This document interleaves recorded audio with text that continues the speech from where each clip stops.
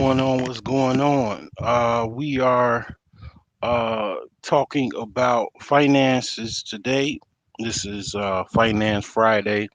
I added this one to the mix.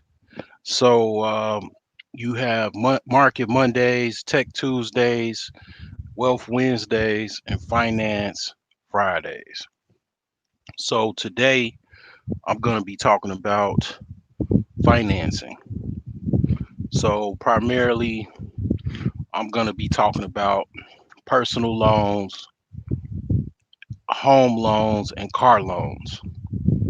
Now, if you follow me already and you're a subscriber and you've watched my videos, most of them, at least the recent ones, you already know that I'm pretty much not a pro financing guy.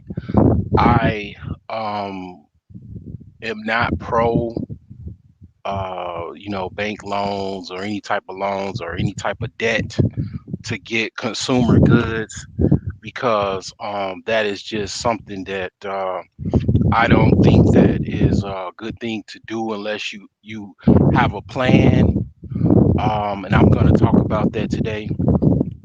I'm going to be talking about what type of plan you should have if you are thinking about taking on debt, because basically that's what you're doing when you get a loan. You basically are taking on debt.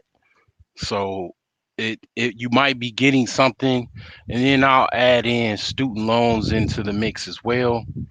Um, Basically you're getting something basically off of either present and future comforts, or you getting something based off of an idea, a future idea that you think that will happen, such as a student loan is based off of you getting the education in the present, so it you can make money from that education in the future.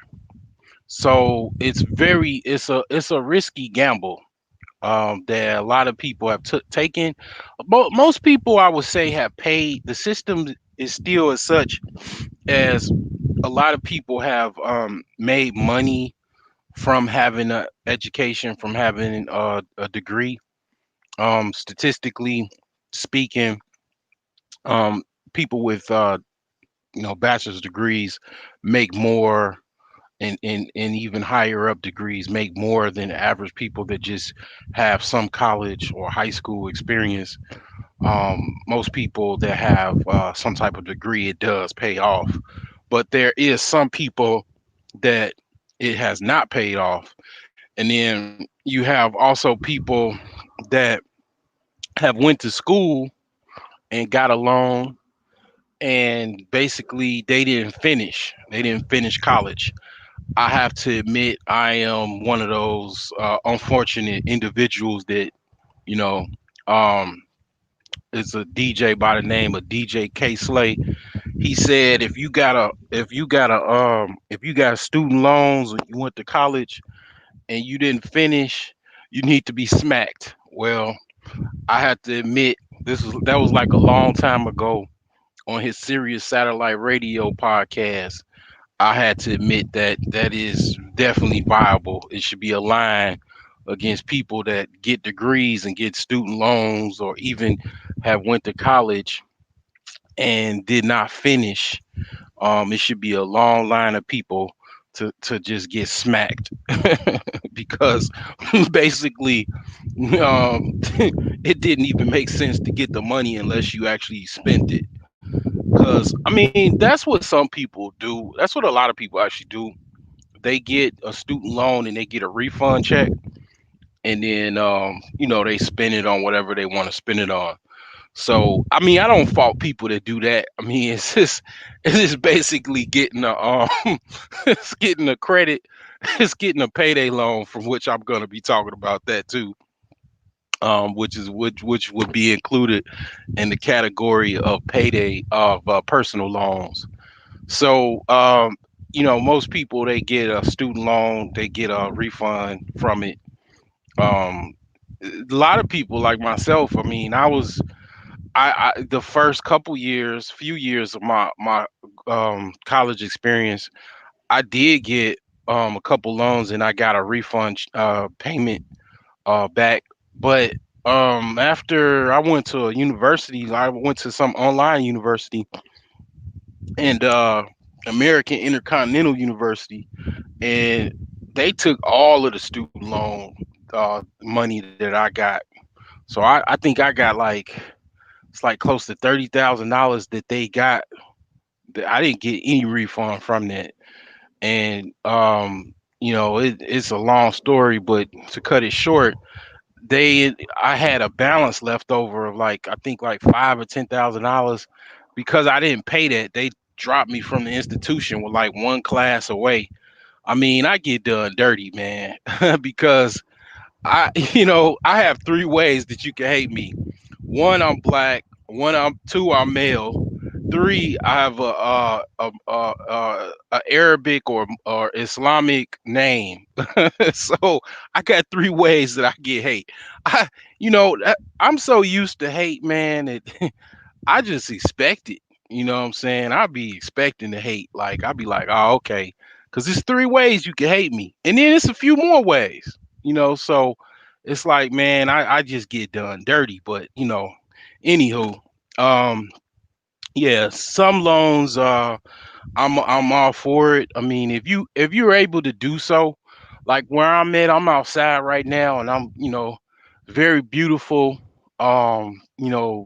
Surrounded by like all these different types of sceneries and ponds and all this stuff. Like a lot of these people, man, they got loans, man. They got home loans, They paying a mortgage. They living a pretty good life, but they're paying a mortgage nonetheless. So I'm gonna break down a few things when it comes to loans.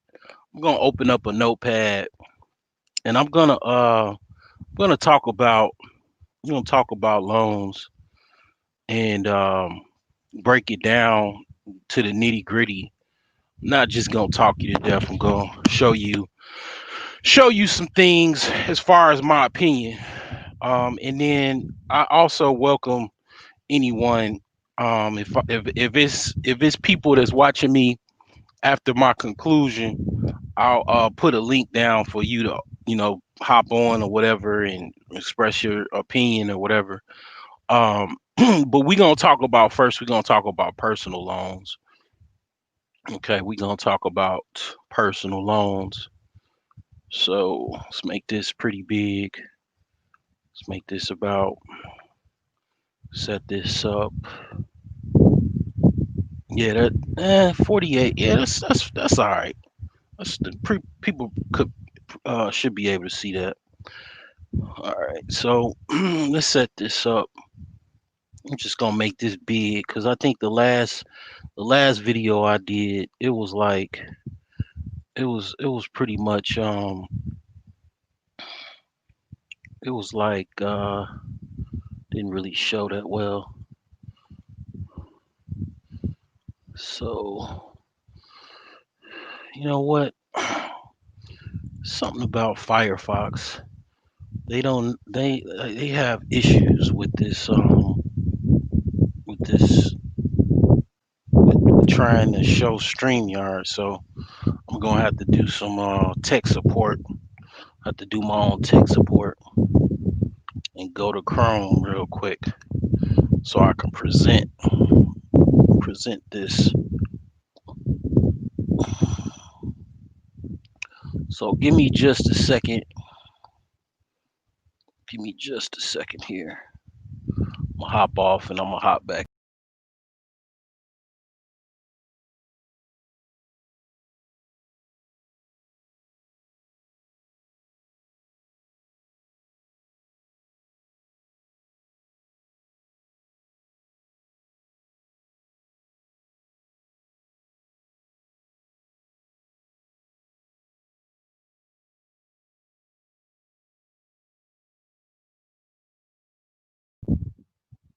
All right, testing, testing, one, two, three. All right, all right. So, gonna share this screen here. Gonna share this screen. All right, so let's go. Let's talk about it. So, we're gonna talk about personal loans. All right. So, um, when it comes to personal loans, got a couple, couple things here. It's about 5 o'clock, so old Catholic bells are ringing. Let's let everybody get known that it's time to whatever do some old things that people don't do anymore. Mm, okay. Yep. So you got high risk loans. High let's say high risk and also high interest. High interest loans. Okay. So one thing about loans that people don't really pay attention to is the interest rate. Okay. So, you know, um, the interest rate is for high risk loans such as a payday loans primarily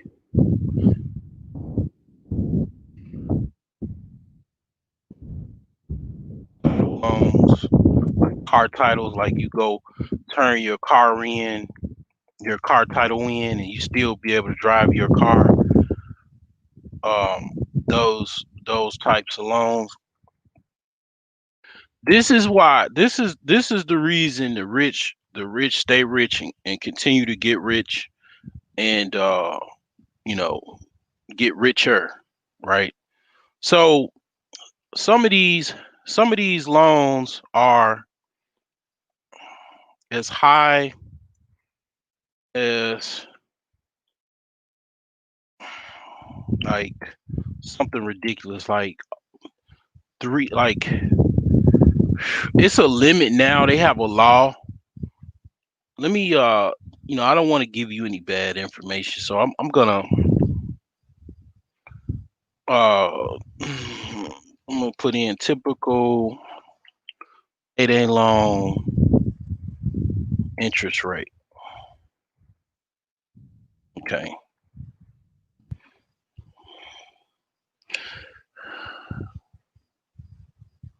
So the damn, I was actually gonna put like 300%. I mean 300 yeah, 300%. I was actually gonna do that because as far as I know, that is what I that's what I saw on a loan like this. So these loans can be as high as 398% interest rate, APR. So one thing people don't understand, this is why, I ain't gonna fault the man that shall be named nameless that said that my channel was no value, blah blah blah blah blah. But I mean, he ain't saying nothing, incorrect as far as the money aspect and whatnot. I beg him to differ. You know what I'm saying that of what he said or whatever, Mister Get Out of Debt Man. Um, this interest rate right here, this and then this terminology APR, which is annual percentage rate. People don't really understand and break it down that or don't even care. A lot of times people, I understand people are, one thing about finances, one thing about money is emotional. Finances is emotional. Spending money, living life, having to be able, being having the you know just living life as far as basically you have to have certain things and things of that nature. You know, there was a bee just flying like overboard. Hopefully he's gone. I haven't been stung by a bee since probably like over 20 years ago. But anyway, you got APR, which is annual percentage rate, and basically that means annually that rate of interest. What it is in this case for personal loans, for payday loans, is 390%, which is ridiculous. Now I'll break down what that is, but okay, how ridiculous that is, and how these people are making so much money off of people that you just don't have their life in order, that just most likely have never been taught personal finance in high school and or college, and also just being just in a position that you're poor. Because one thing about like money and capital, income and wealth, typically what people do is they inherit their parents' wealth, their parents' average income. They inherit it because we all live in our parents' household and we watch them live their life and we take on their habits. We do, like mom used to write bad checks, you writing bad checks. Mom used to get, payday loans, you getting payday loans. Whatever mom and dad did, typically mom, or even dad, or both, you taking their same habits and you reliving them. And then in a lot of cases now with the downside, like I said in the last video, where basically you have a downturn of wealth, especially in like the black community, you have a situation where basically you typically just it's a decline in wealth and income. So a lot of people make less than what their parents made. Okay, they make a lot less. So when that when basically you trying to you know do the same thing your parents did, you making less, you're doing worse, you're worse off than your parents. So when it comes to like interest rates, right, this is actually disgusting. This is like sinister.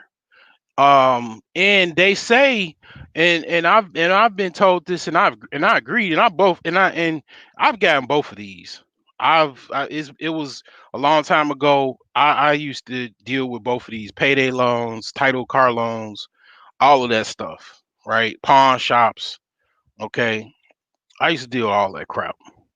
Now I just buy stuff from pawn shops, or I even, I need to start catching people before they go in the pawn shop. That's a really good hustle.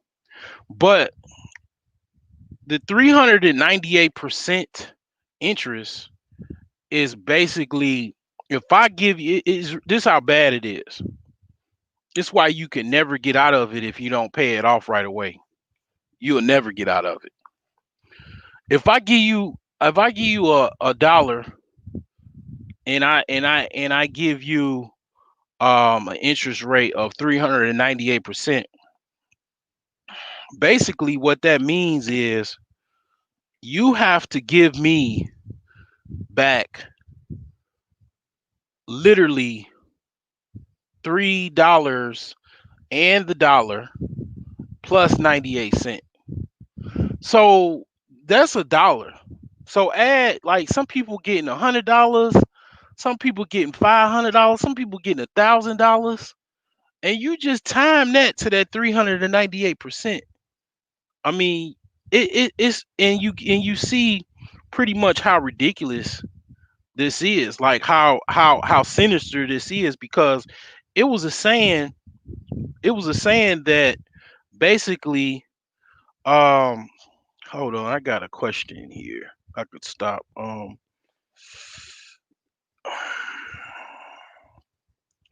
So yeah, I mean, I don't really have to type it, but I mean, I guess I was already doing it. Didn't dawn on me. Um, I'm in the Chicago area though. To answer your question, Nadine Morrison. So yeah. So when you got um thousand you borrowing $1,000, how on God's green earth are you gonna be able to pay 398% profit? I mean, that's what they're making off of it. How can you pay that back? Okay, and then APR, if it's an annual percentage rate, this is what people don't understand about this. If it's an annual percentage rate, it's a monthly percentage rate, it's a weekly percentage rate, it's a daily percentage rate, down to the very second you could break down how much you spending, how much this loan is actually gonna cost you because it's an APR. See, this is the type of stuff like this is the type of stuff. See, this is now I'm like on some, this is the red pill. This is red pill financial talk, right? Because it's basically I'm a 5 percenter telling you or a red pill guy, whatever you want to say, basically messing it up for the 10% people that's trying to get rich off of the deaf, dumb, and blind, the sheeple, 85%, or the blue pill people that sheeple that walk this earth to just go out and get loans like this without knowing how bad it is. I knew how bad it was, but it's still like the last time I got a title loan, I got a title loan about 4 years ago, and it was like a 1990, no, it was a 2003 Impala, and it was like literally I paid $400 for it or something like that, and I was amazed that they would even give me a title loan on it, and I got like $500, but they charged me. I got it at Title Max, I believe, and it's some little establishment, might be in the Midwest only. I don't know, because some of these little title loan payday lenders, they are not allowed in certain states because certain attorney generals and states have laws that just basically protect their consumers from this predatory lending. Because make no bones about it, this is this is the this is predatory lending at its best. I mean, look, people find my finance geeks and finance guys that even work in finance. I mean, they looking at this like probably didn't even know themselves or already knew, and it's like, wow, just kind of forgot about it or laughing about it because I mean, you can't, it's people that have credit card loans that the interest rate is 18% or 8%, and they're having a hard time paying their credit cards balances off. Imagine paying 398% interest. And this is why you have these people that laugh and living good and living in mansions and making so much money because basically they lending you $500. I got calculators. I got calculators because I mean, what I'm saying, this is why they getting so rich off of you know people that's getting these loans. Basically this is why the rich is having a good time no matter what's going on in the world, because people are lined up to get these loans. You want to know what type of neighborhood you want to live in, or you want to find out what type of neighborhood you got, how rich it is, and how smart the people are in the neighborhood or in the town. Drive around the town as much as you can and see how many payday loan stores they are. Just drive around, okay? Drive around and see how many payday loan stores. If you see no payday loan stores, if you see not one, you living in a rich town. I don't know that guy. Um, whoever that is. I have no idea who that is. The guy in the chat. But yeah, if you live in a area, or if you thinking about moving in an area and you trying to see how well to do it is, drive around, count the payday loan stores that's in the neighborhood. If you have zero, you in a well-to-do upper class, upper middle class neighborhood, okay? Because that means that the citizens in that particular area, within at least 10 miles of that area, they are not they're not patronizing the payday loan store. So the payday loan store, they are no different than any other business. Even though, to add a footnote on this, a lot of banks have shell companies, have legal shell companies and private companies set up, that like the big ones, like Bank of America's, JP Morgan Chase, Citigroup, um, Wells Fargo, if I did not mention it. Um, all of these banks have shell. They're involved in payday loan lending. They just have it like shelled, and that they have it privatized to where the public doesn't know th- that they actually are, participating in this. This is like one of their offshoots that they make money off of, that they invest money off of, and secretively get rich in the shadows. They have like a shadow uh um investment fund that they literally fund these payday loan lenders. This is no like, this ain't no shit I just made up. This is stuff I researched years ago. Okay. So yeah, that's what they do. And then when it comes to the actual loans in themselves, and the people that, like I said, if you go into a neighborhood, they have like a whole bunch of payday loans. That shows that that neighborhood is like middle class, lower middle class, because that means they're making so much money that it's competitive. It's like it's a payday loan within within every within 1 mile in every direction, that they're competitive. They're making so much money that they actually are like, you know doing a lot of numbers. So, you know it's a lot of people getting these high risk loans, therefore a lot of people getting into debt.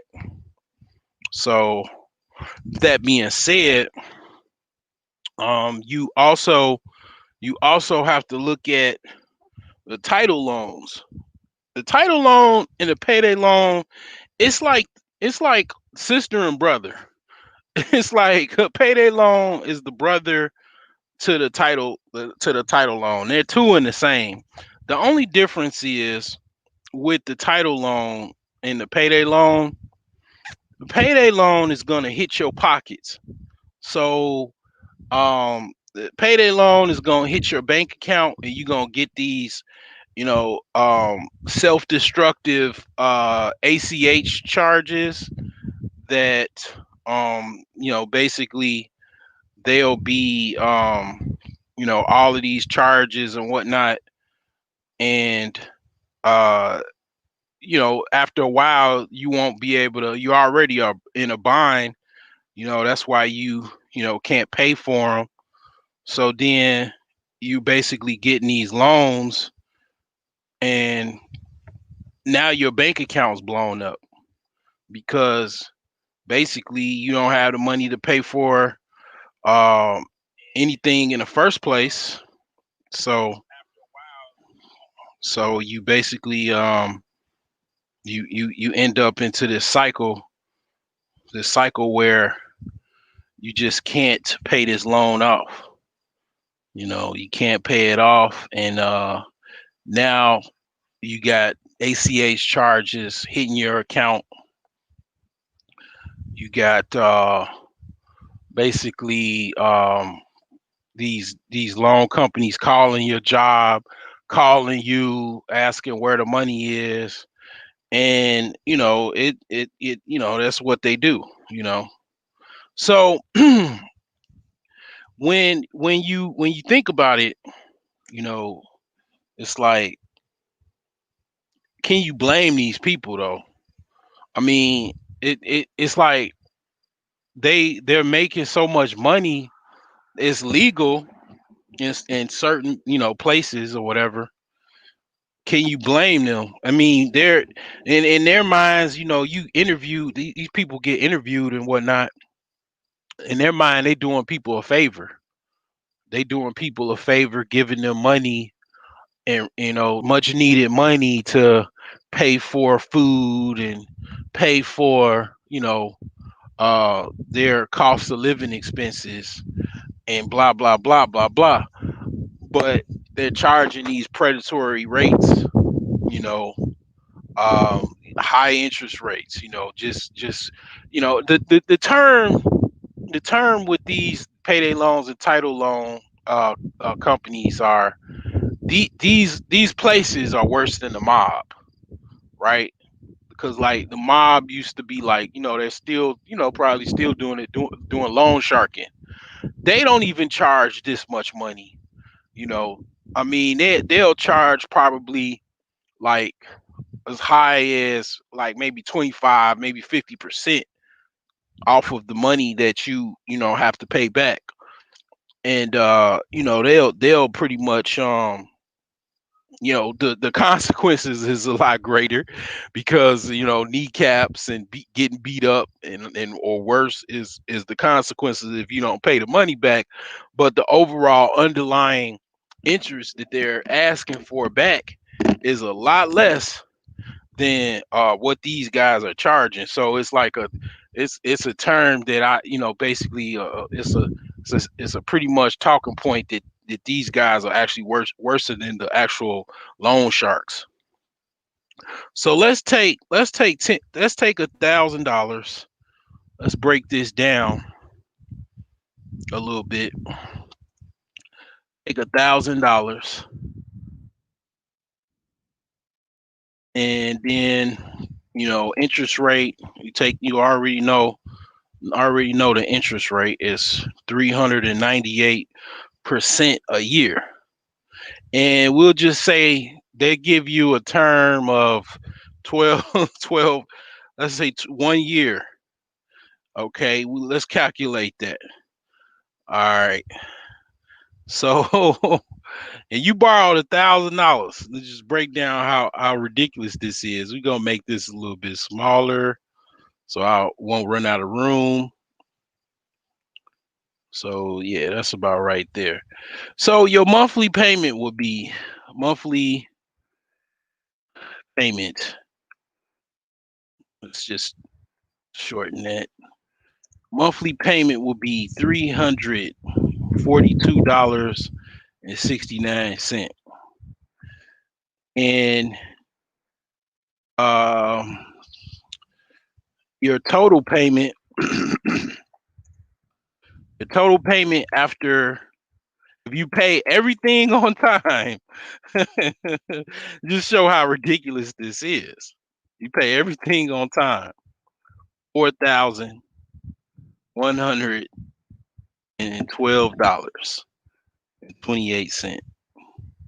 That's your total payments. Okay. Oh my God, man. So this is why the rich get richer right here. So the the loan company, what they get off of you, uh, they get $3,112.28.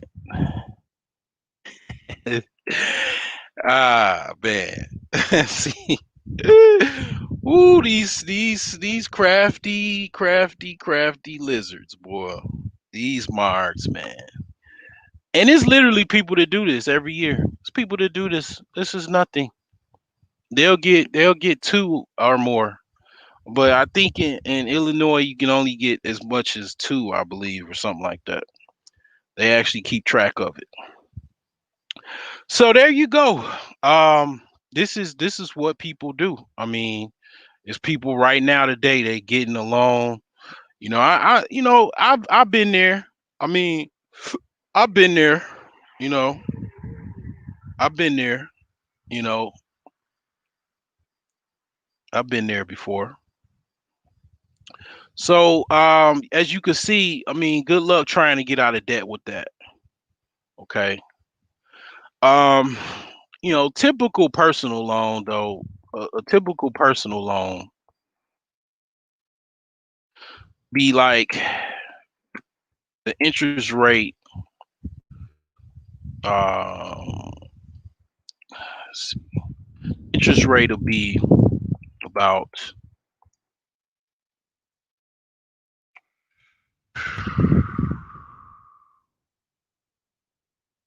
8%, 8% to about as high as 15, 15%. Okay. Now they'll typically give you about 1,000 to 5,000, thousand, thousand to about 10,000 dollars. Okay, so that's like through um, Ally, any bank, they give out personal loans. I mean, the best is Navy Federal. Okay, Navy Federal. The credit unions, basically. Those are the best interest rate.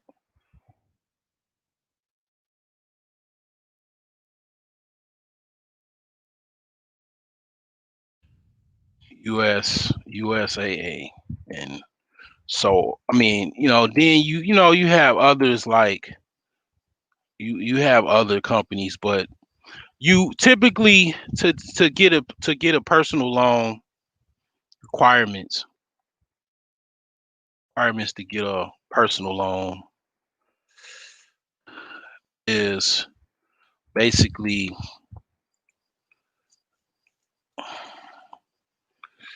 a credit score above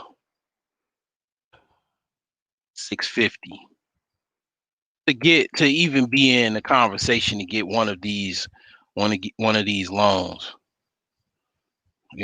So I mean, I'm not a pro loan guy. I mean, I to you to get loans on to buy personal to pay for personal expenses and cost of living and to go on vacation to go see grandma and all like goofy stuff like that. I'm just totally I'm not into it. Typically people to do this to fix up their house. I'm not, fix up their house, maybe even refinance some credit, to fix their car or, pay for, some type of expense or something like that. Save money. Just save your money. Start off slow. Like I say, I got about one chapter left from the Millionaire Savings Plan. And basically it doesn't take that long before you already have $1,000 on up. You don't even need to get a personal loan. So let's talk about car loans. And this is another topic that is it really gets people in a tizzy. Let's make this a little bit smaller because it's taking up a lot of space. I think you guys can see pretty good. I got it zoomed in. So car loans, you right now we are in. I would say, I would say right now we are in. I would say is yeah, it's definitely Carmageddon. It's definitely a Carmageddon because you have people that's still out of work. You have a high unemployment number still. You have people that's right now facing eviction, and we're gonna get into that with the home loans. So you have a lot of cars on the market. I'm seeing the repo man or these tow trucks that do repossessions. I'm seeing them like more than I've ever seen them. I'm seeing them working really, really hard. They repoing a lot of people's cars because just like if you got people that can't pay their rent, can't pay their mortgage, they for sure are not paying their car loans. They just not doing it. So and then you got people, you got these car lots. I mean, I don't know. Like, I mean, I'm pretty sure that it's not that many people that are buying cars. I'm pretty sure there's not that many people that are buying cars. Correct me if I'm wrong. I don't think it's anybody out there that's buying any type of cars like that. Only a few people, only maybe a small percentage of people is probably buying cars, I would say. Now people are actually buying real estate. Now I'll get to that, but I don't really see, I don't know if anybody buying like a whole bunch of new cars or anything like that. Maybe some, but it's like okay, people are still working from home. Okay. The need for a car is not really as high as it really was before this pandemic. I mean, you have Uber, you have Lyft, you have other car ride sharing companies. You don't really, I mean, public transportation. You don't really need a car like you did 4 or 5 months ago. And then where's the money coming from to buy all of these cars? But I mean, that's not to say. I mean, what I'm talking about basically is the people that already have a loan or thinking about getting a car loan. Here's the breakdown. It's very difficult for me to get a car loan. I hate actually to me, out of all the loans, I hate car loans the worst. Actually, you know what I hate worse? I hate student loans more than I like out of all of the loans. I hate student loans with a passion. And then after student loans, I can't stand car loans. Like I see people, a lot of people, they have new car and people like keeping up with the Joneses. I understand all of that. Yet it's like I know a lot of these people, just like most people that have a house, they have a car loan. So when I see somebody with a really nice car, I think to myself like, I wonder what their interest rate is. I wonder what their interest rate is. I really do. That's what I think of when I see people with car loans. So I'm gonna break down. I'm gonna show you something kind of funny when it relates to this. I'm gonna stop sharing for a hot second. I'm gonna show you how hilarious this is. Like with these car loans, I'm gonna show you something. It's really really funny. I should have put this on my blog so I can quickly reference it, but I'm gonna find this because this pretty much shows exactly what I'm talking about. Like these car loans, like one of the hottest cars on the street is the Hellcat, right? And you best believe people got some hell of a car notes from them Hellcats. So I'm gonna try to find this little meme or whatever, this little post or whatever. And yeah, definitely check out my social media page, my Facebook page, Broke Geniuses. It's just Broke Geniuses, one word. And a lot of hilarious hilarity in the, if that's a word, or just funny posts, informative posts, news posts on here. You know, um, a lot of stuff, man, that I don't even talk about, that I don't post, is on here. So you want to check that out. Definitely want to check that out. So let me see here. See if I can search for that post or whatever. It's pretty, it's about a month ago, I think, or two. Oh yeah, here you go. Definitely it's it. Yeah. Yeah, this is definitely it right here. Yeah. So let me show this here. All right, let me share again. All right, let me see here. See if I can find this. Put this. All right. This interest rate is just bananas. This interest rate is amazing. What I'm about to show you.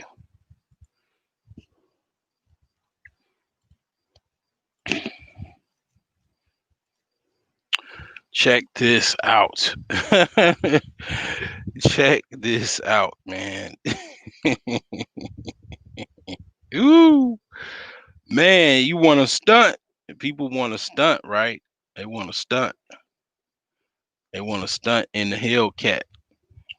You know. So here you go.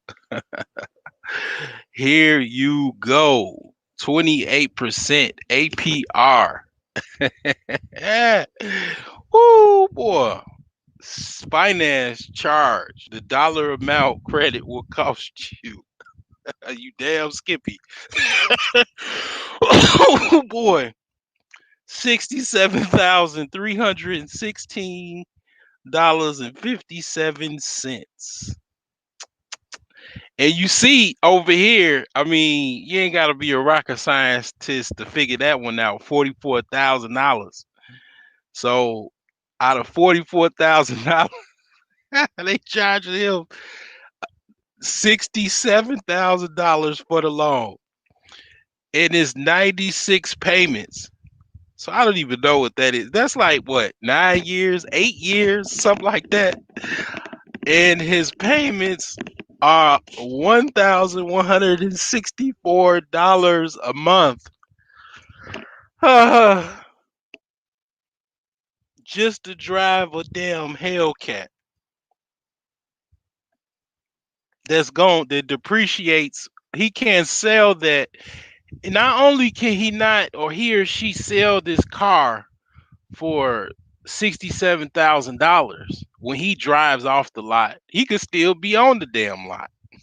You can't sell it for $67,000. Nor can he sell that same car. It could be let's just talk about Dodge 2020, Dodge Hellcat 2020. Not only can he not sell it for 67,000, he can't sell it for $44,000. See, you got to look at this like from have some business acumen about yourself. I mean, that's what I'm getting here. So let's break this down, okay? Let's break this down. So, 2020 Dodge Hellcat. Shout out to Dodge, whatever. They make some pretty good cars. I've never had a Dodge or a Chrysler.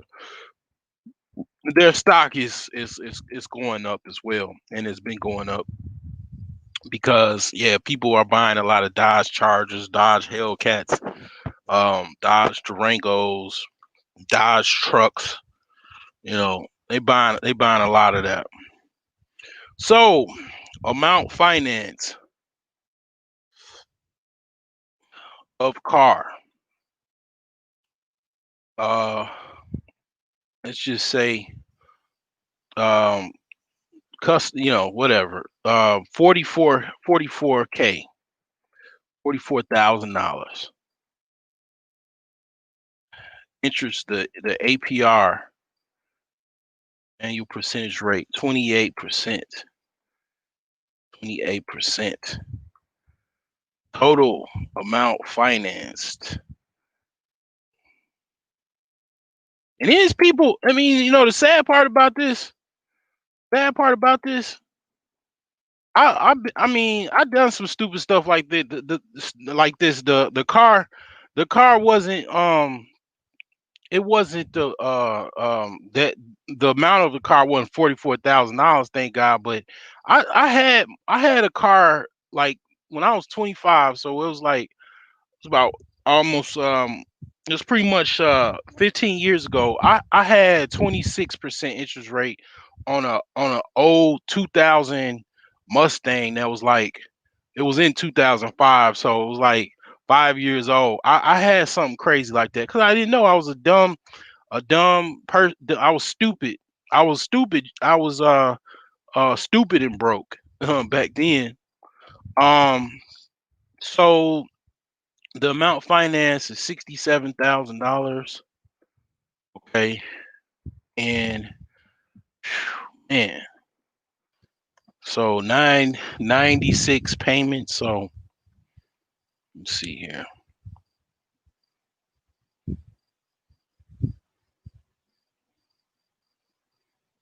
96 divided by 12. Yeah, 8 years, 96 payments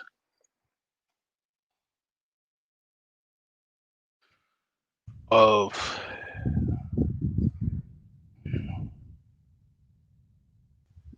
$1,164.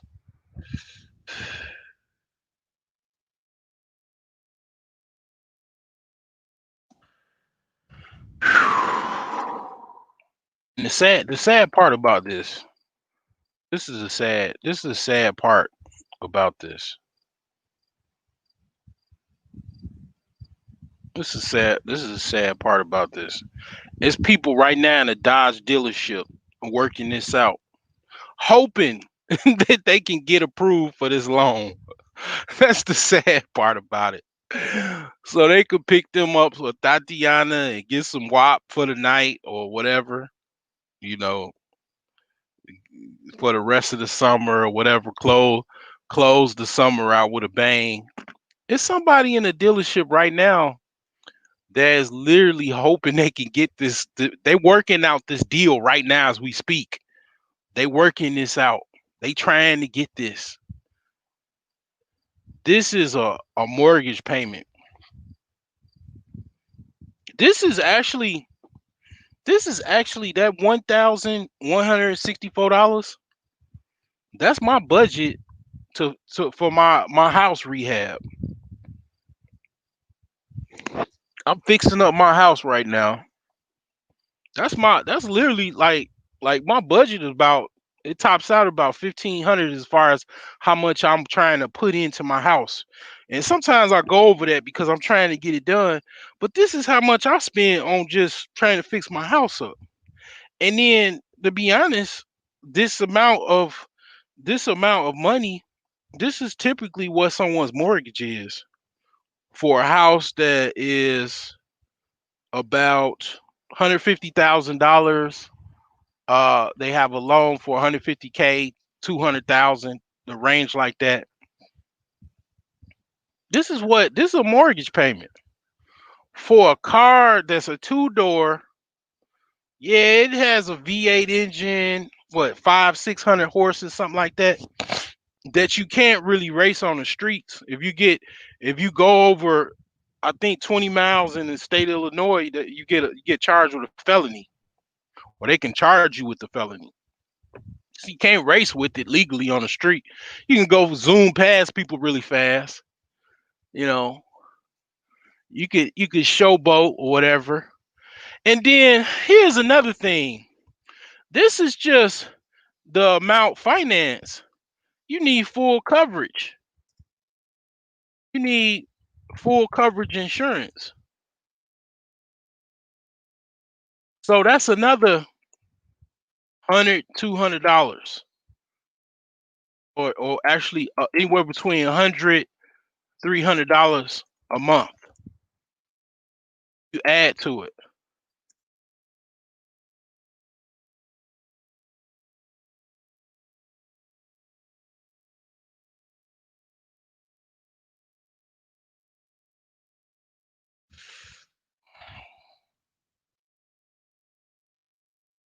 You see, so I mean, you see how the rich get rich, man.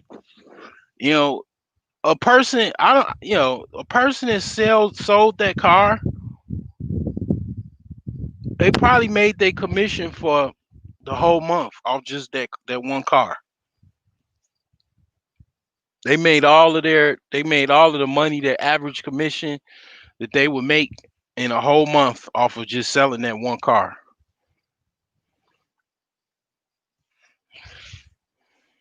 This is sad, man. This is why people don't have no money. This is why black people don't have no money. This is why just people in general just be broke. It's penny wise. It's called penny wise, dollar foolish. I mean, this is actually penny foolish and dollar foolish, if you ask me. This is what, ladies and gentlemen, this is what people do every day. It's what they do every single day. They get these loans. They get these car loans, and then they get these payday loans.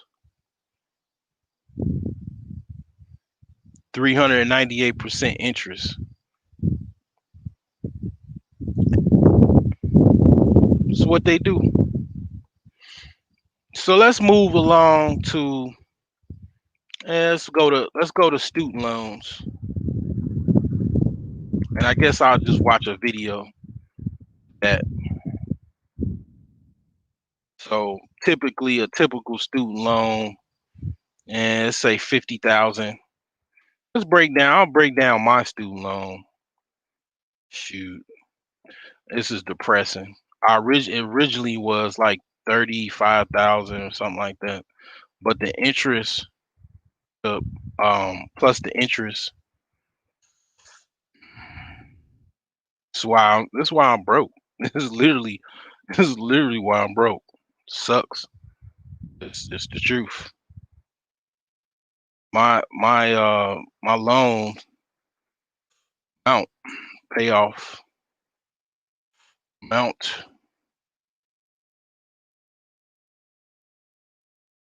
payoff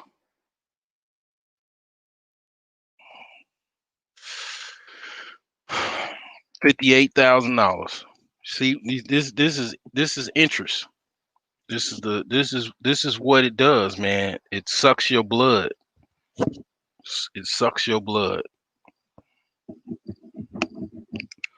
That's why they call people that gave out money for interest, high interest blood suckers.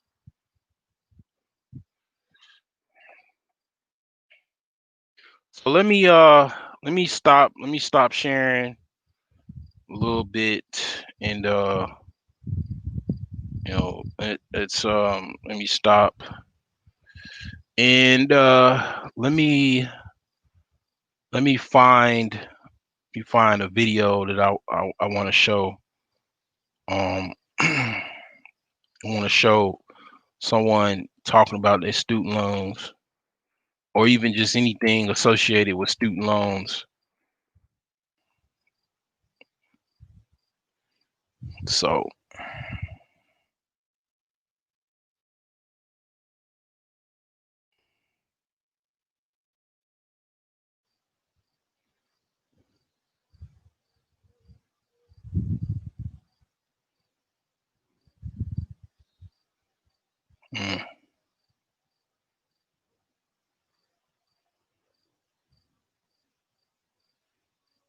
see here.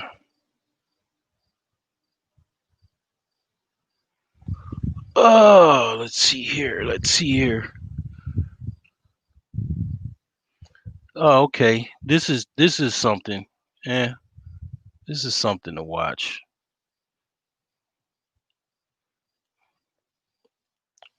So here we go.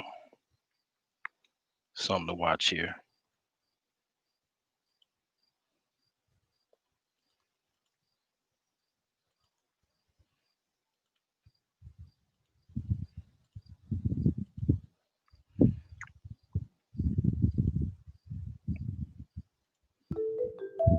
Millions of Americans have one thing in common: a crippling amount of student debt.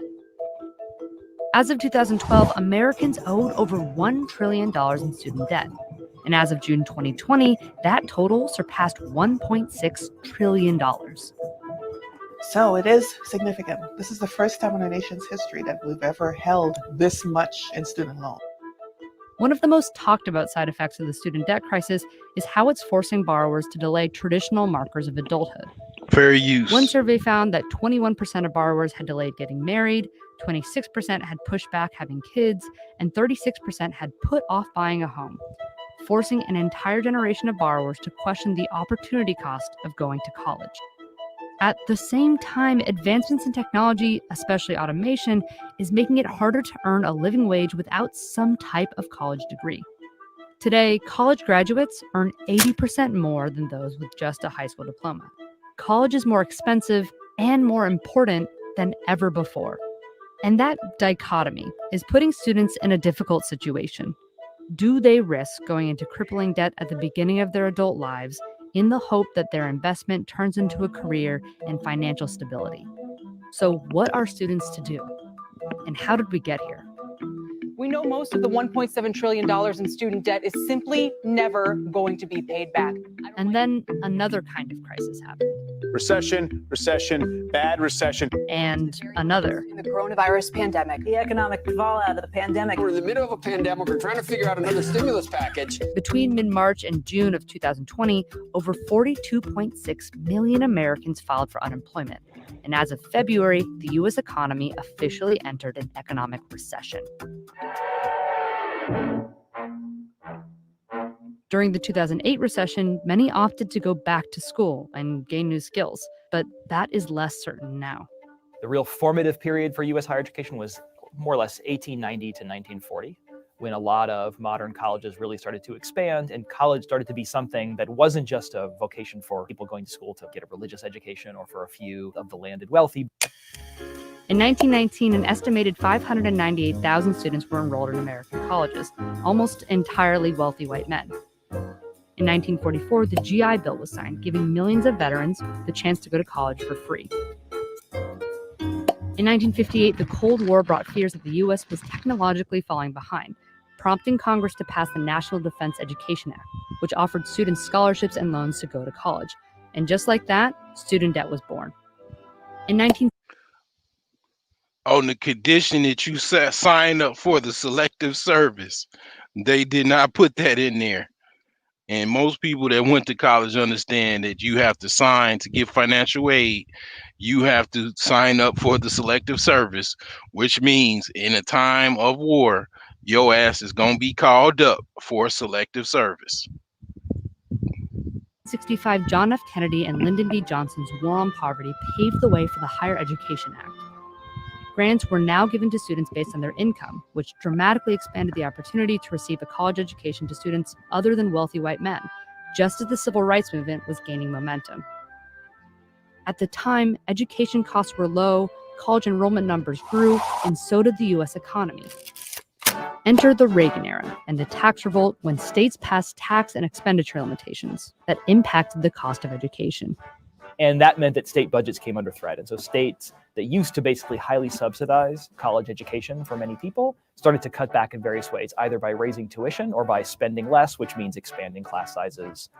In 1981, Ronald Reagan took office and began cutting federal higher education funding programs. College costs, boomed. The College Board estimates that during the 1980 to 1981 school year, it cost students the modern equivalent of $17,410 to attend a private college and $7,900 to attend a public college, including tuition, fees, room and board on average. By 1990, these costs increased to $26,050 and $9,800 respectively. As costs grew, lawmakers scrambled for new solutions to expand access and cut costs. In the early 2000s, the Bush administration facilitated the growth of for-profit colleges. From 2000 to 2010, enrollment in private for-profit institutions increased by 329%. Then, in December 2007, the Great Recession hit. We are in a recession. A recession that lasts, he thinks, potentially the rest of the year. Federal and state governments made deep cuts to higher education funding. The student debt situation was about to become a student debt crisis. As the labor market weakened, more and more workers looked to higher education as a lifeline. Public and private college enrollment spiked, and many were forced to turn away students. For-profit colleges welcomed these students with open arms.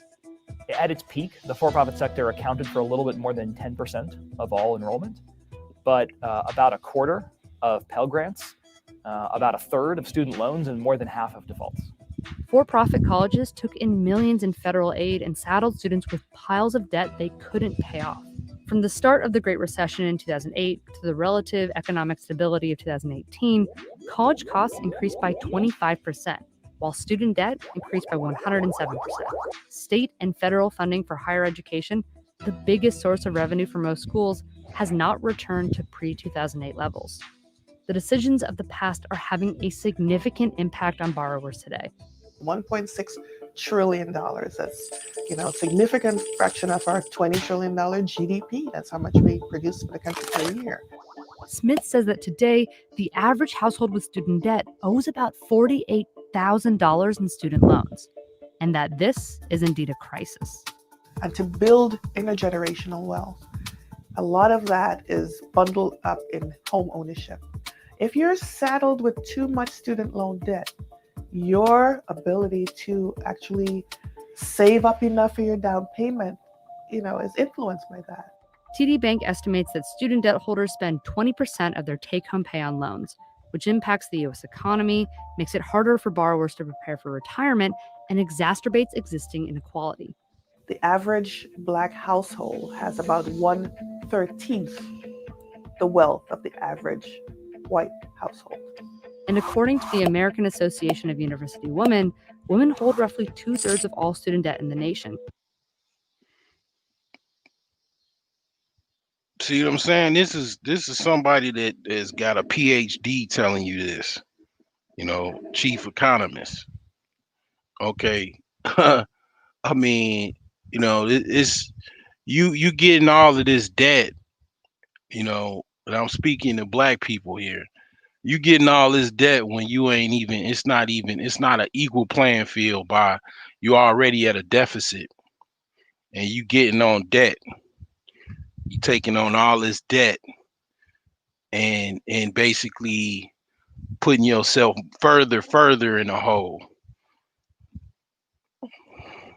As of 2019, women hold almost $929 billion in outstanding student debt.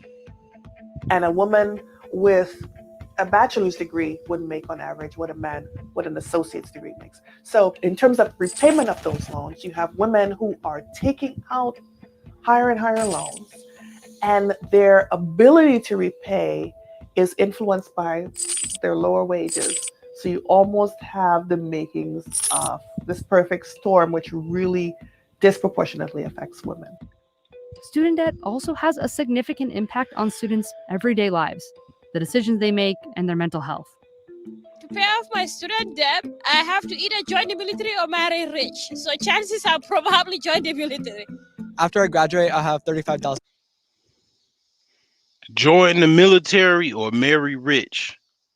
See what I'm saying? So it goes back to the high value men to come put that cape on and save me. I say join the military. $1,000 in debt. Currently, I have $65,000 of student debt, and I'll graduate with close to $100,000 of student debt. And mostly that manifests itself as the kind of job, the career path they're going to seek after graduation. I always wanted to pursue like pre-med and stuff like that. I'm going to be doing investment banking. Mostly high paying, we're talking Wall Street consulting. They are super artistic and creative people, and they would love to pursue those pathways, but because of their income or because of the way that they've grown up, they are choosing like STEM fields. I don't want to be in debt for all of my life, and the tuition here could definitely make that possible. People are horrified about the possibility of not landing a job, not landing an internship, because if you don't land on your feet coming right out of it, what do you do? It's one of the reasons why I cannot even enjoy being a student here, because every semester I have to worry about, do I have enough money to go to school next semester? Well, especially people who have to work. I mean, the workload here is enough. I have a job with the university in order to like supplement like my income. Nothing in life comes easy.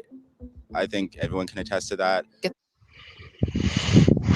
The best job possible to pay off that debt, and that's the best that I can do.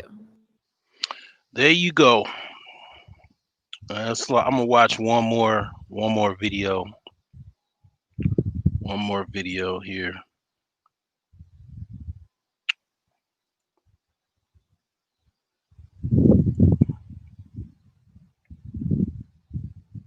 People have paid over $1,000 to take trading classes with me, and their results, some of them are making at the. Justin is with us in Florida. Hi, Justin. How are you? I'm doing well, Dave. How are you? Better than I deserve. What's up? So I had a question for you. I just recently graduated from residency to become an orthodontist, and I have student loans that total just over $1 million. You're kidding me. And no, sir. What were you thinking? Well, I wasn't thinking clearly. So I've sat down and calculated my interest rates, and my interest is about $5,800 a month. So my fiance and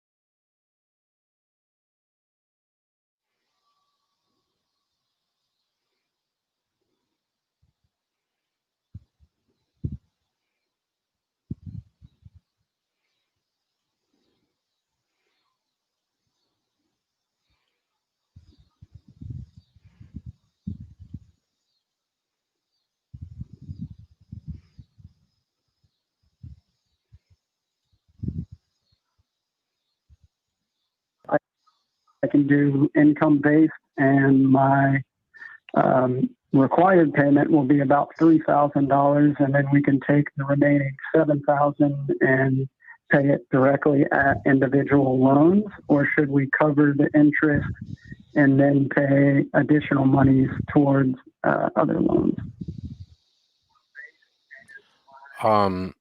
So what is your income going to? When are you getting married? April. Okay. And what will you be making as an orthodontist?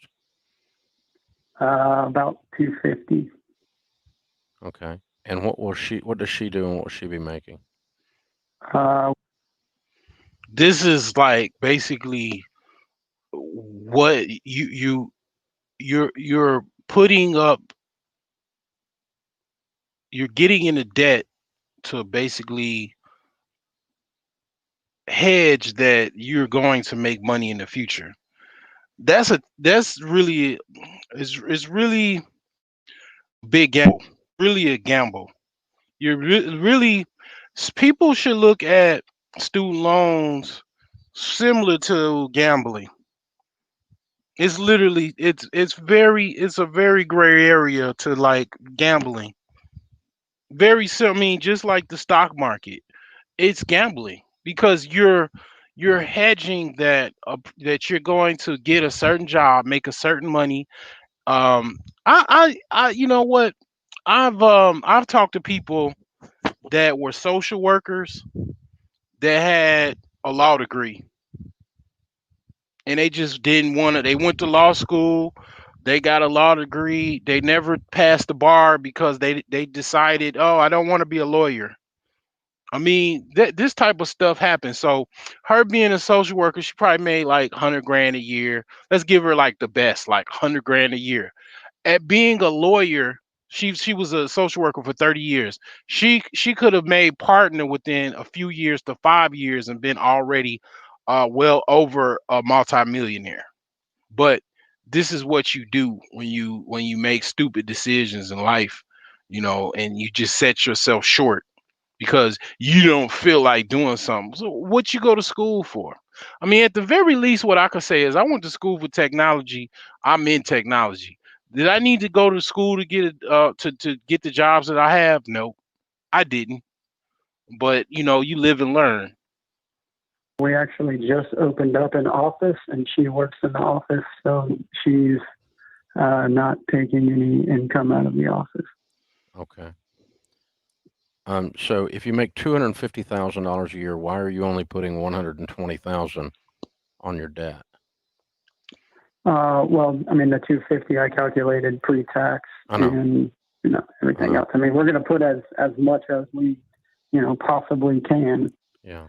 On the debt, yes, sir. I mean, and in the years to come, as the income goes up, we're hoping to be able to make payments of 20 or 30 or 40,000 a month. I mean, that's what we're what we're praying for. Otherwise, I'm just up a creek without a paddle. Yeah.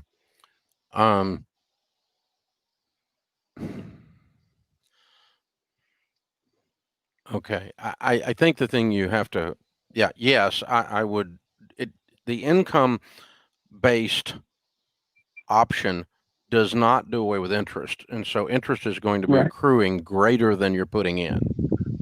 Okay. So you don't, you're not making any mathematical progress by doing the 3 and 7 idea, but you will make emotional progress because you'll be able to knock off some of the smaller ones.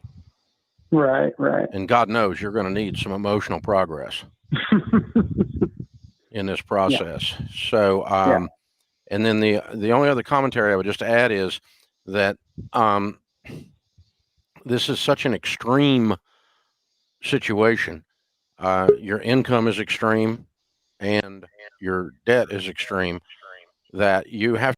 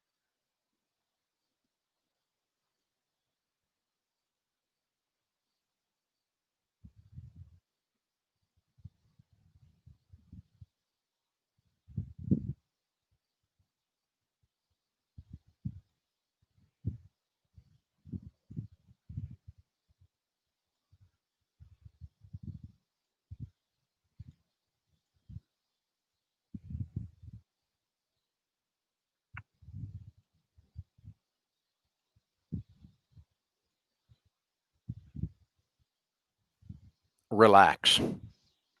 Right. So you have to cut as deeply as you can cut. Right. And so be dialing your taxes in. I don't want you to get behind on taxes, But other Right. than taxes and food and water and electricity, I really want everything else just going on student loan debt. Mm-hmm. Is the 250 gross sales in your new office? So, like I said, I just graduated this year, so I work part-time for another orthodontist to have a steady income.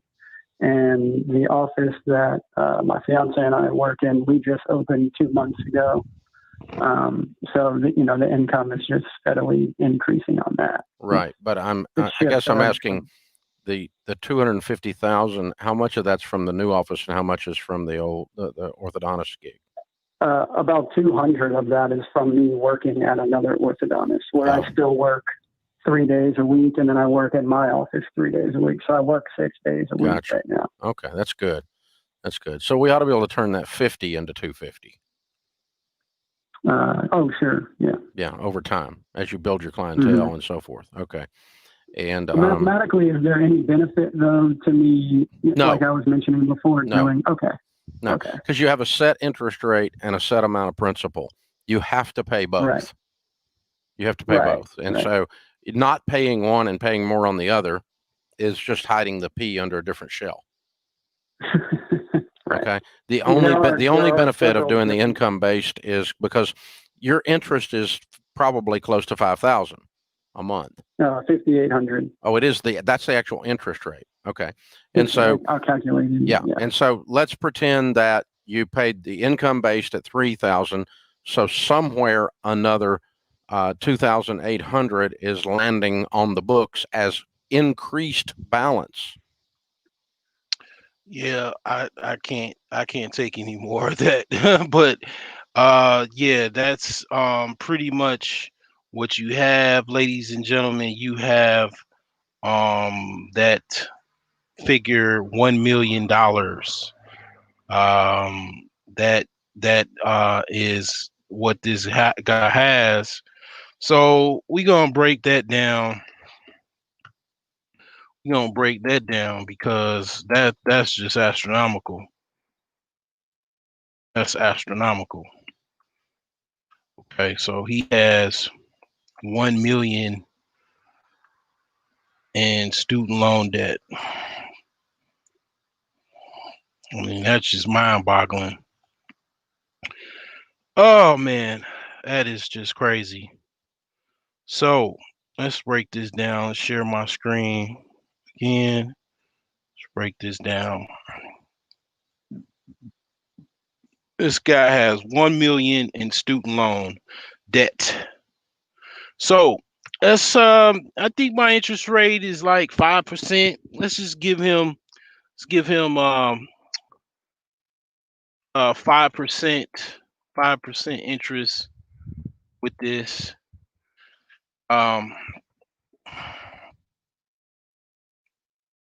Say 5% interest rate. Say interest rate, IR interest rate. And let's see. Let's break this down, get my calculations together, my trusty financial calculator. I use an app, it's just called basically Financial Calculator. It's on the App Store. It's on the Google Play. So let's do let's see here. Do they have a student loan calculator? Could just do a basic calculator to give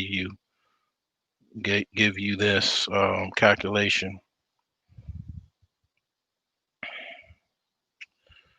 And let's see here. APR. Okay, so you got $1 million. Interest rate is 5%. And let's just calculate this here. Let's say just 30 years, just like a house. So this is the power of interest and the time and interest. So let's say he just snailed it. Let's say he just snailed it. And that's why shout out to Dave Ramsey. He means well. But he basically has if he just paid what people do is they pay it over time. Okay. His monthly payment, even if he paid it over time, his monthly payment would be $5,368. That would be what his monthly payment would be,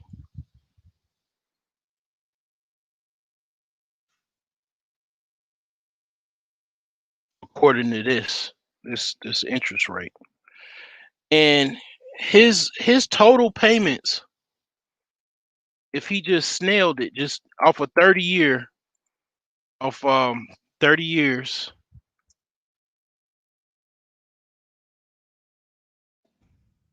his total payment after 30 years would be 1,932,559. Okay. So he's giving Uncle Sam 932,000. I mean, 932,559. Now, what I know what Dave Ramsey talking about. He's talking about do an avalanche with this, or just basically, just pay off as much as you can. So basically, let's do this here. So instead of paying it off in 30 years, let's just do 10 years. Okay, 10 years. He talking about basically he should be on the old rice and beans diet. I know where he going with that. So if he paid it off in 10 years, his monthly payment, you can forget 5,000. Just you'll be paying 10,000. $10,600 a month. That'll be the monthly payment. But instead of giving them 900 and 32,000, he would only give them 272,786 if he paid it off in 10 years.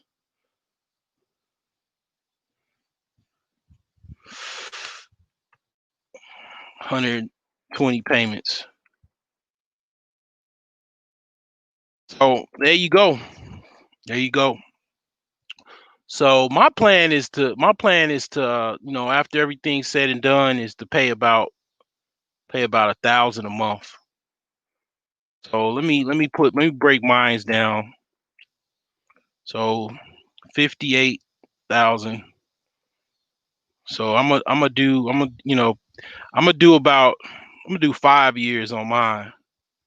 So yeah, that's about right. So we're gonna copy this. We're gonna copy this here.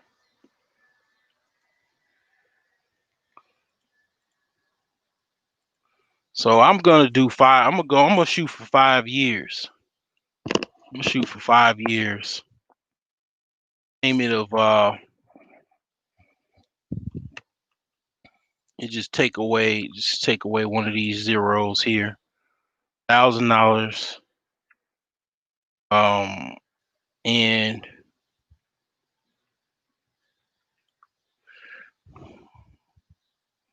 total payment after 5 years is 65,000. Okay. And yep, there you have it. 5 years of actually how many months? 60 months. There you have it. I mean, but you see these student loans is no joke, man. This stuff is no joke. People, the average person can't. This guy is a high value guy. Don't get me wrong, but the average person couldn't even afford $10,000. I don't even think he can.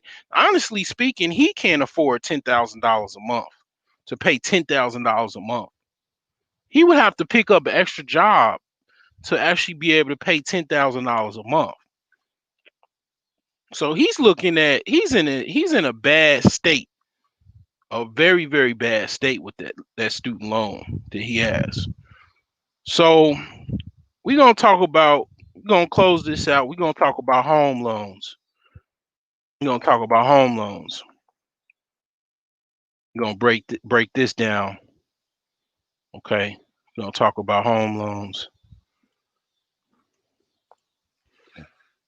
Mortgages. And just to put out clarity, word mortgage,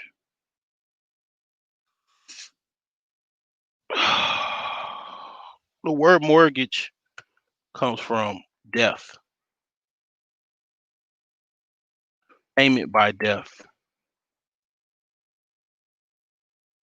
basically death payment.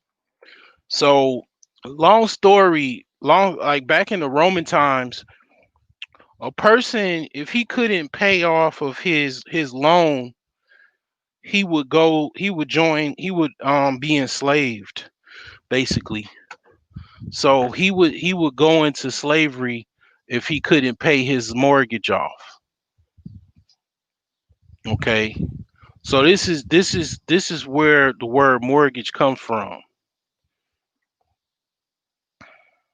Mortician, mortuary, mort. If you know anything about etymology, the breakdown of words, the word mort is from basically death. So mortician, mortuary, yep, all of that. So this is what you have, a mortgage. So I'm not gonna break down. I'm not a mortgage guy. I don't really know that much about mortgage. What I do know, I know a few things. I know um FHA, government backed. Okay. It's stipulations with that you have to have. Um VA is also government backed. So you have to, in order to have that, you have to basically be a veteran, you have to qualify for it, and you have to join the service and stay a certain period of time, and you have to basically qualify for a VA loan. And a VA loan,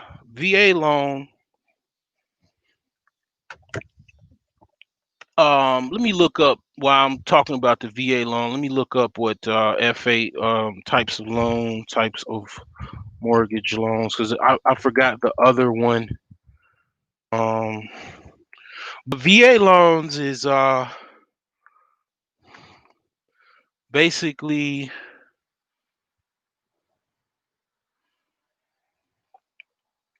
they're 100% financed.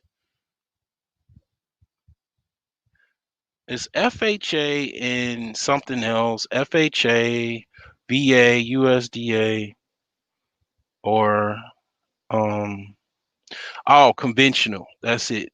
That's the term. So um with okay, you got conventional.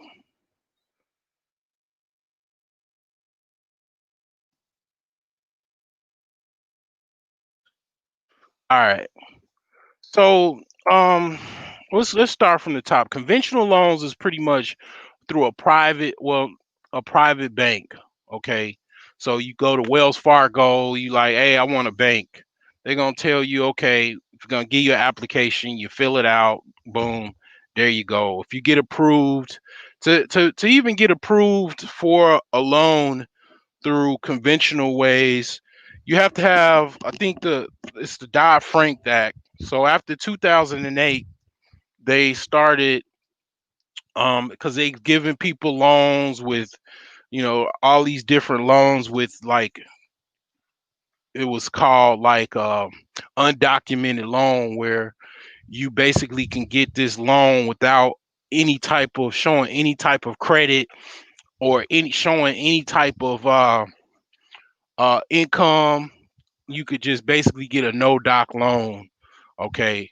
Um, Don Frank came in and he came up with this act based off of his name, and he basically what that I don't know all of the stipulations of it, but basically you have to qualify for a mortgage now.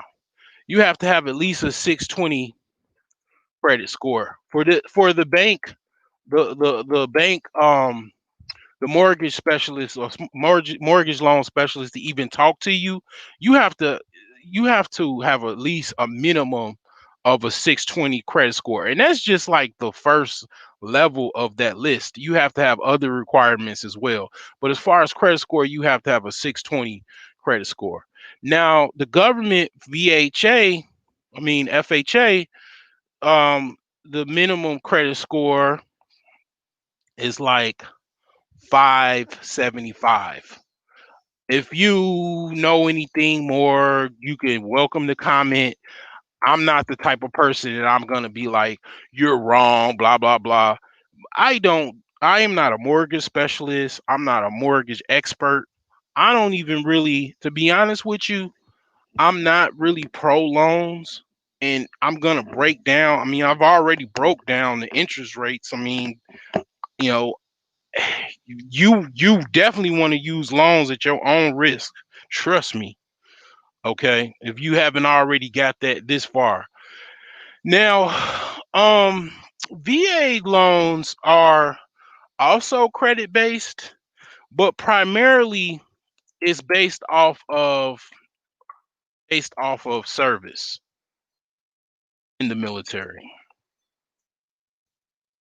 You did the time, you did the service, you pretty much, for the most part, as far as I know, if you qualify, if you have a decent amount of credit score, you get up to pretty much 100% finance. Shout out to 100% finance too. If you want to know about mortgage and stuff like that, it's Google or search on YouTube 100% finance. This dude is, if you ever want to find out anything that relate to investment and real estate, investment in single family homes, multi-unit homes, 100% finance is the dude. I've been watching him for years. So, but as far as military, as far as VA loans, you get up to pretty much 100% financed. So if you wanted a house for 150K, they gonna finance it 100% because you got the VA certificate, you get approved and everything, you get 100% financed. Okay, and with a fair interest rate of whatever. As far as I know, anybody that ever got one, I've never got one. Um, like I say, comment in the chat, let me know, clarify anything that I've got wrong. Please, definitely clarify. I have no problems with that. I'm gonna, be like, oh, okay, great. So yeah. So with all of these said and done, what I want to talk to you about, I want to go to my blog, because what will help people, because I'm not gonna lie to you, if I'm working on my credit, I got about two um pretty much credit files that I'm gonna pay off. Once I pay those off, I'm down to the student loans, and then we boxing every month. I'm bobbing and weaving. I'm trying to, I'm gonna start off probably trying to pay like 500 a month. I'm a jab at that student loan until I knock it out, and then I'm gonna become a troll at that point, because then I'm gonna be talking about I'm an alien and all that stuff, and I'm gonna change my profile and I'm gonna put ET on it, because and then I'm gonna be past an alien. I'm gonna be like Shit, what's above an alien? I'm gonna be like God. Like, nah, but I'll pretty much I'll be I'll be the master alien. Oh man. Uh I'll be um the alien genius. All right. So anyway, yeah, and then definitely shout out to my blog, brokegeniuses.com. Beautiful blog, man. Beautiful blog. So I got a lot of useful information on here. I had a blogger account and then I poured it over to WordPress. I basically have this for my own references as well as basically just to present certain things, and also definitely like a reference point. So 70% rule.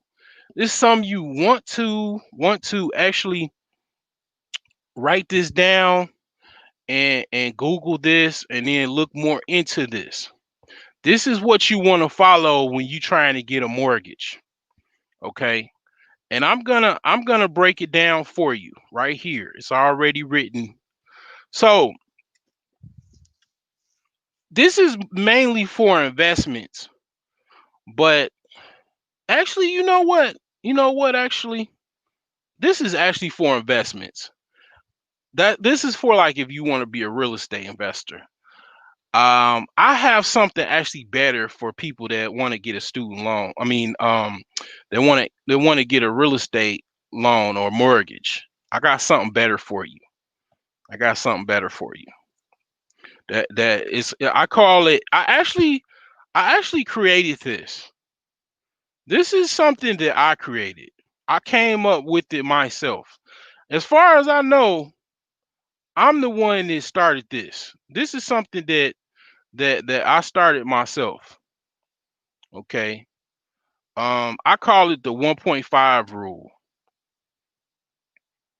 Okay. So um bear with me.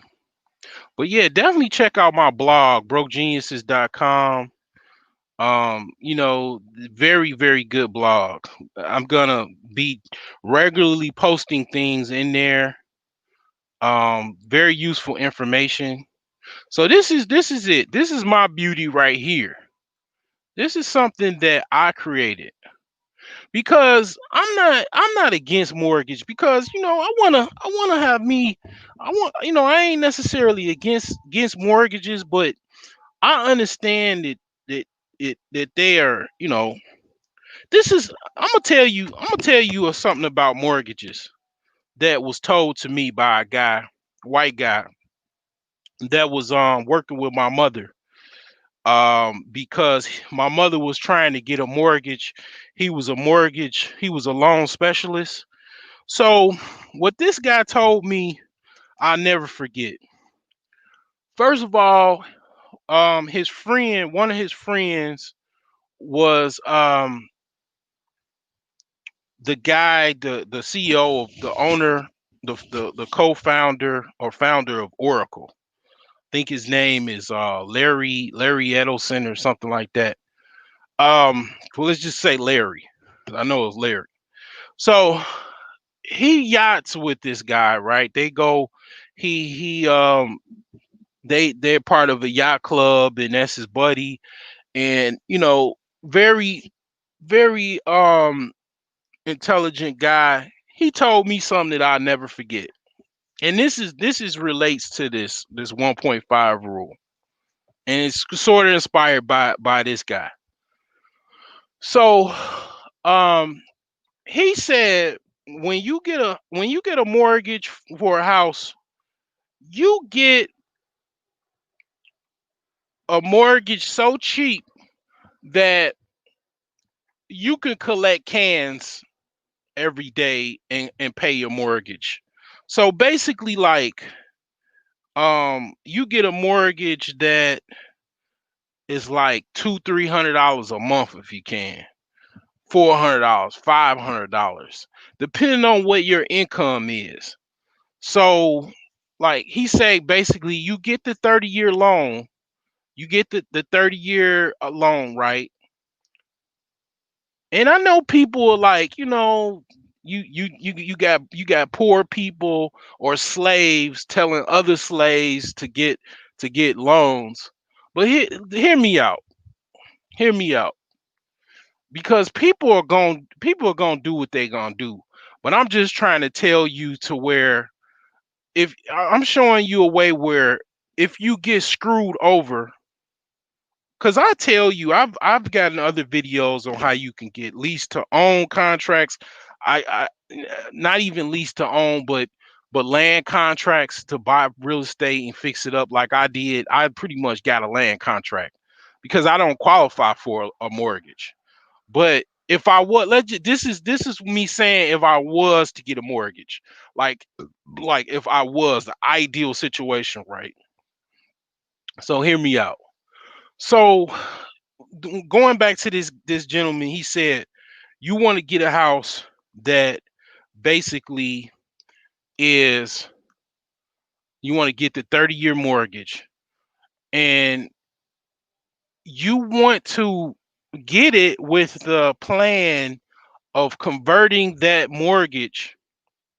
So let me break it down to you of what he was talking to me about. Okay. So we're gonna say um rich friend mortgage formula.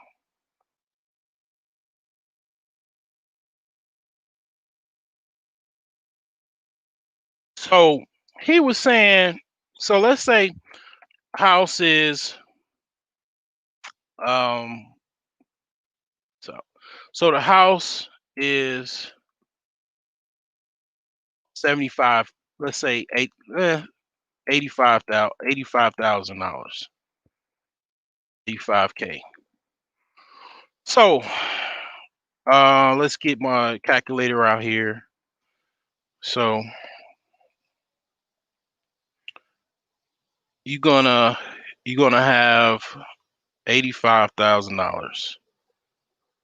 Okay, and the interest rate is 5%, which is high.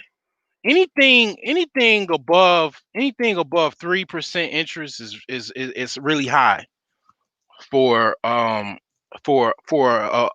house, for a mortgage. Okay, so I'm gonna say 5%, and then the term is 30 years, 30-year mortgage, 30-year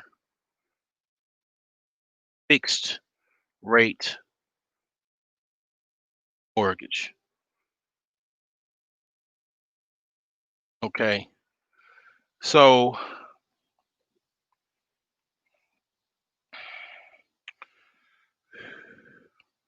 no, I'm not gonna put property taxes and all that. You could do all of that. So with this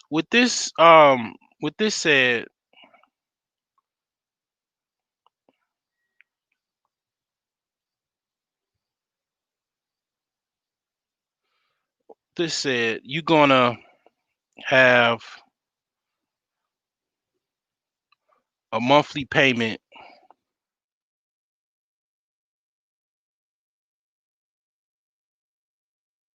of $456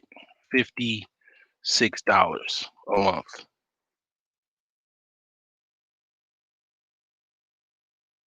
So basically, without doing that much math, to break it down to a 15-year, to break it down to a 15-year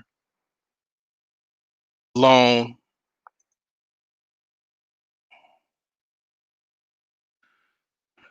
instead of paying that 456,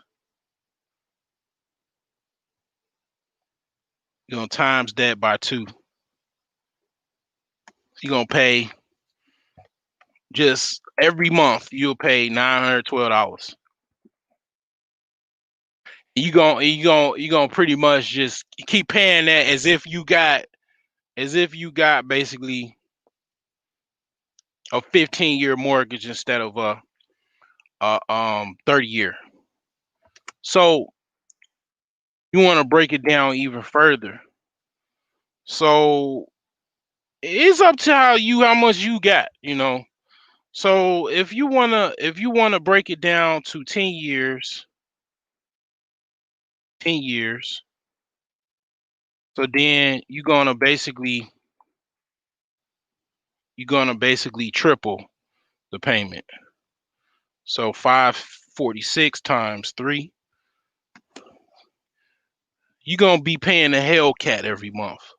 You're gonna look at your house as a Hellcat. You're gonna pay 1368. And then 10 years, by the time you grow gray hairs on your balls, depending on how old you are,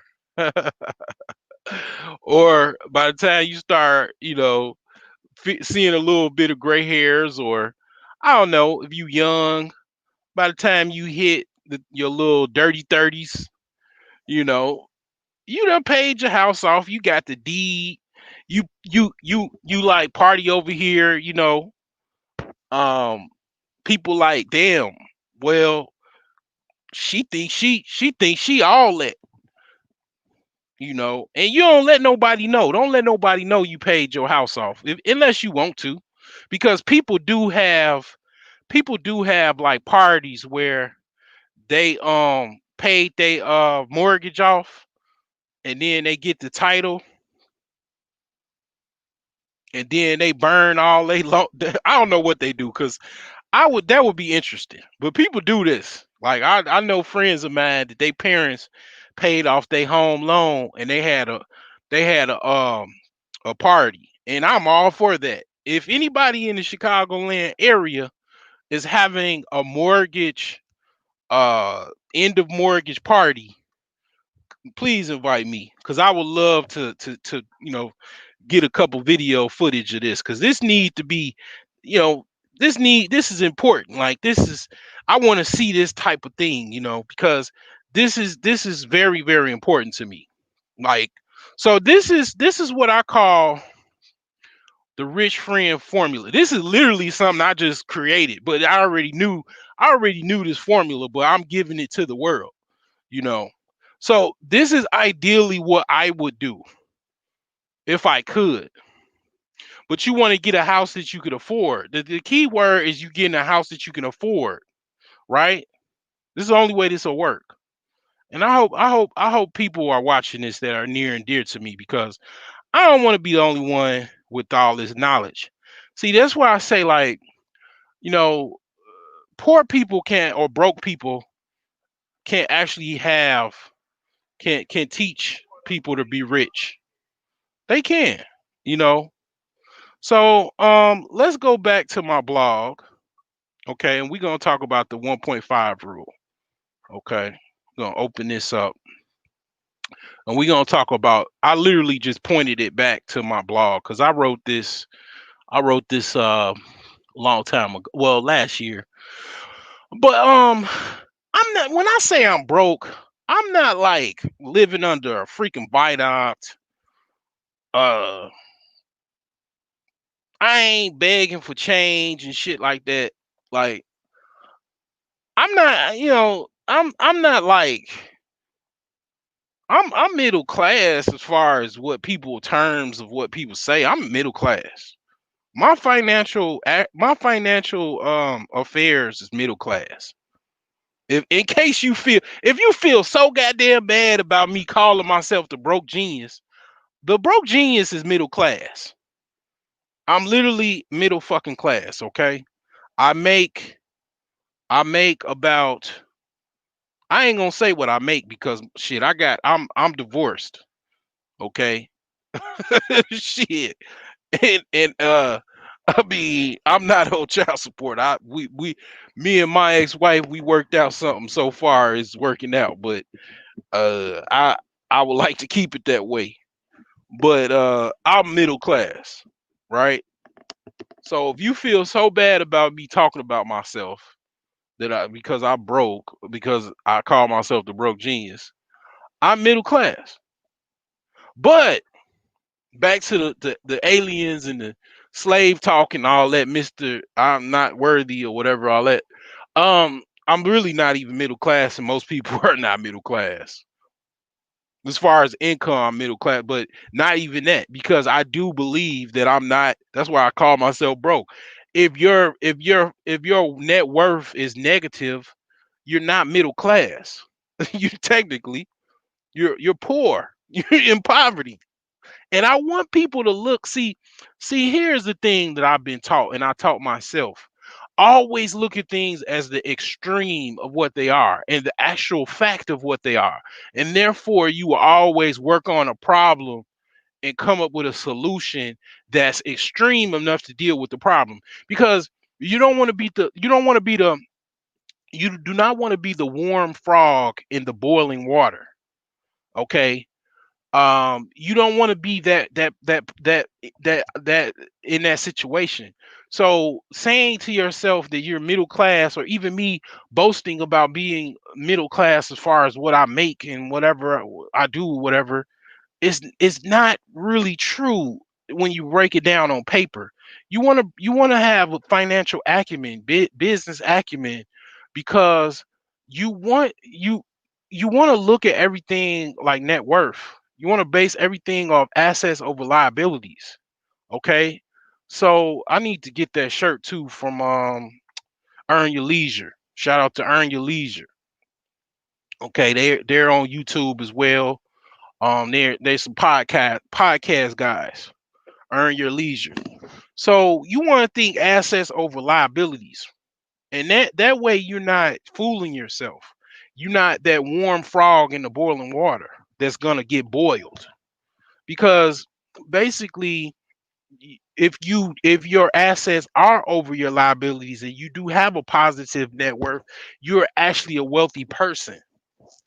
You're on the avenue to wealth. You can actually say, okay, whatever money you make, you're truly middle class, or you're truly upper class. You're truly rich, because you don't your assets, your assets plus your income outweigh your liabilities.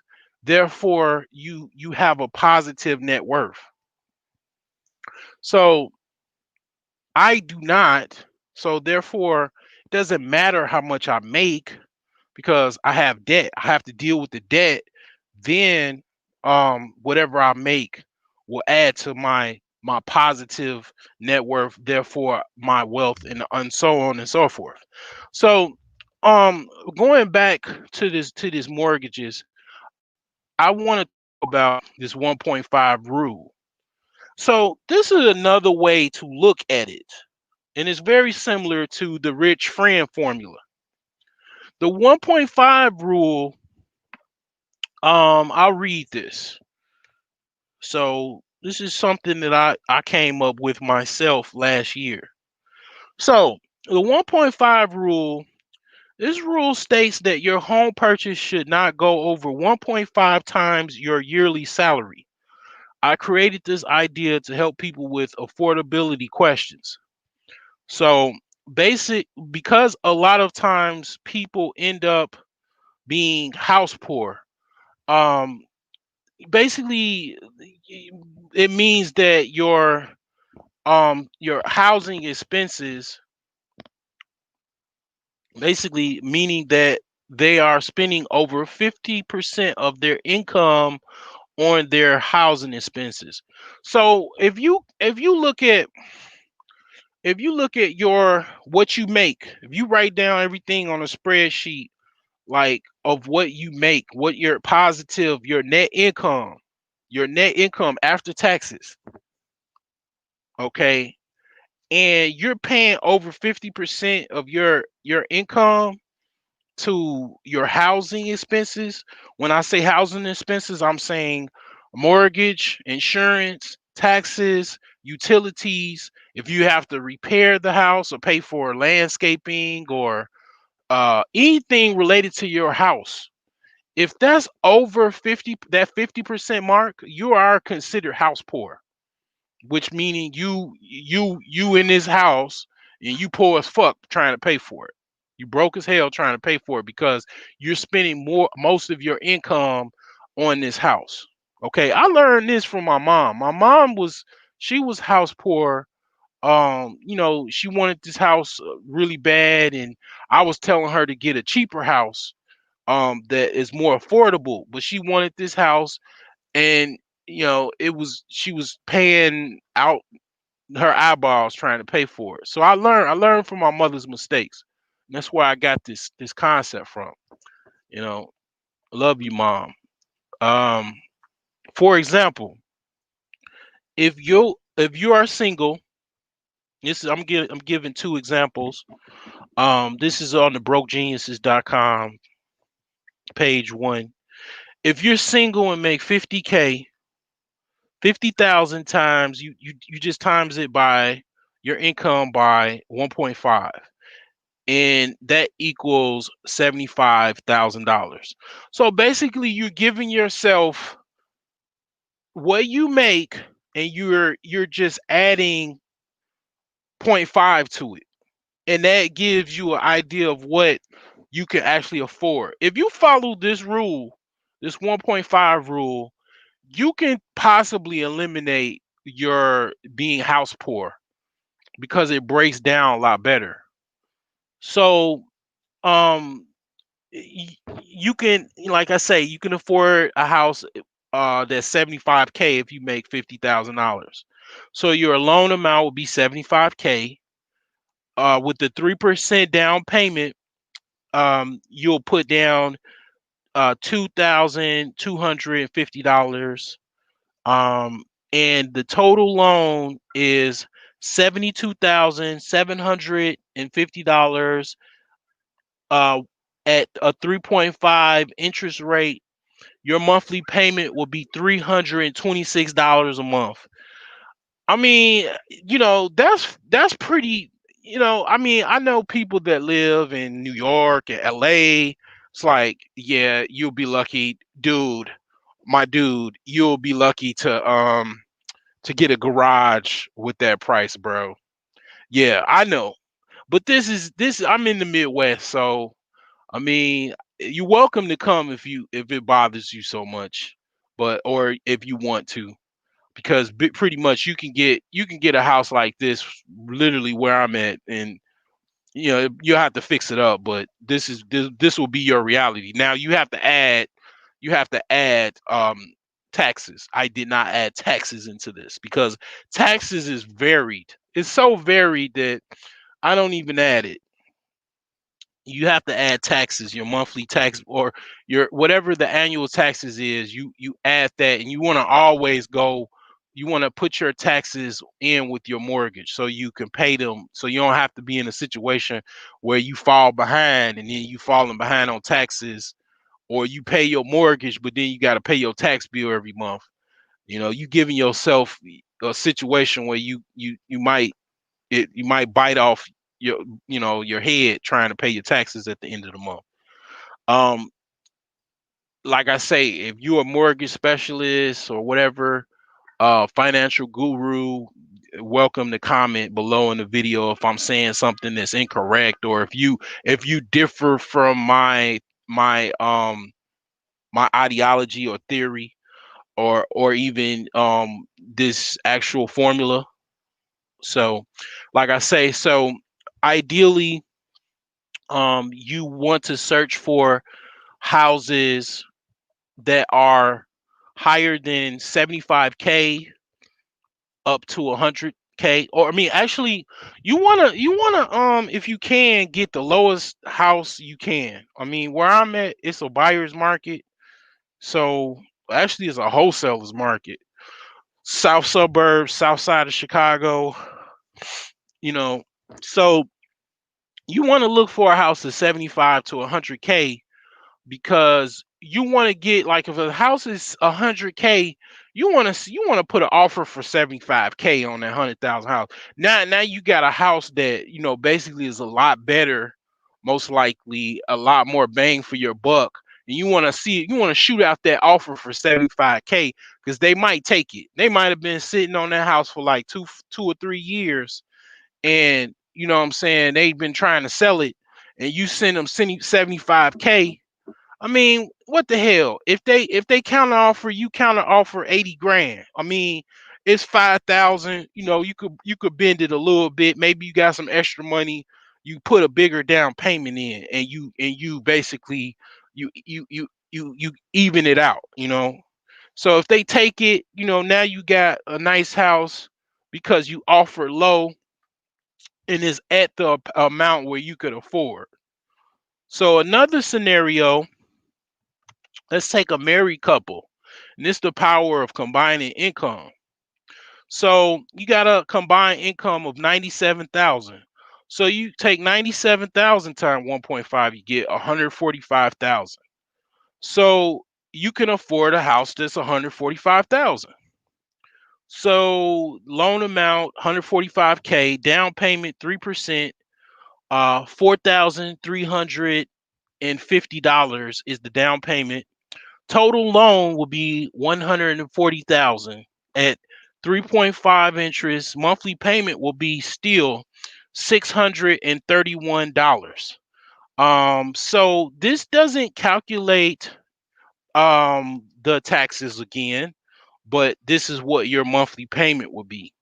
Ideally, you want to search for high houses that are in the range of 145K to 170K, and you want to basically put in an offer. Even if you find a house for 170K, you want to put an offer in for about 145, 150. If you see a house that's 160, you want to put an offer in for 145. Chances are, depending on what market you're in, they're going to possibly consider that offer, or they might counter it, like maybe a little bit more than what you wanted to pay at that 145. But still, the goal here is you're gonna get that payment at 631, and then you just add taxes with that, and you're still able to afford it. Because basically, you want to calculate to see how good this 1.5 rule is.